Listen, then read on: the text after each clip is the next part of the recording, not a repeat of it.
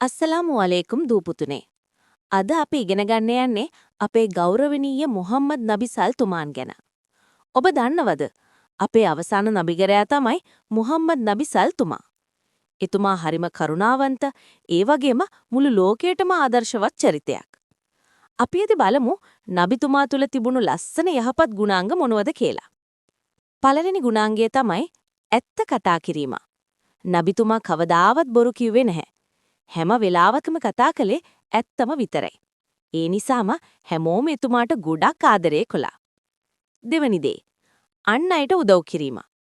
යහළුවෙක්ට අසල්වැසියෙක්ට විතරක් නෙමෙයි, දන්නේ නැති කෙනෙක්ට වුණත් උදව්වක් අවශ්‍ය වුණොත් නබිතුමා උදව් කළා. අපිටත් පුරවන් නේද තව කෙනෙක්ට උදව් කරන්න?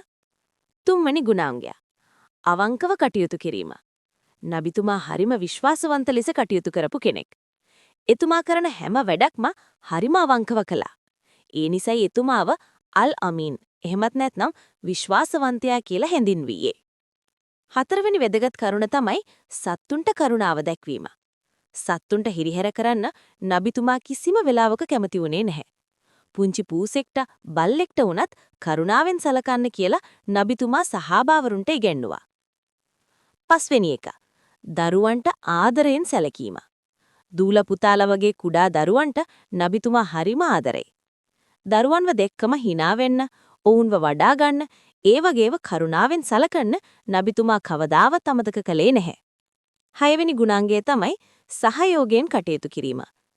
තනිවම වැඩ කරනවාට වඩා එකමුතුව වැඩ කිරීමේ අගය එතුමා අපිට පෙන්වා දීලා තියෙනවා.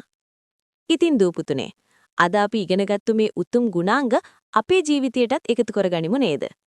අද ඉඳන් ඔයාලත් නබිතුමා වගේ ඇත්ත කතා කරන, සත්තුන්ට ආදරය කරන, හැමෝටම උදව් කරන හොඳ දරුවෝ වෙන්න ඕනේ.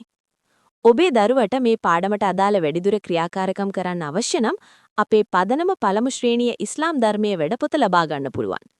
ඒ සඳහා තිරේ පෙනෙන අංකයට WhatsApp පණිවිඩයක් එවන්න.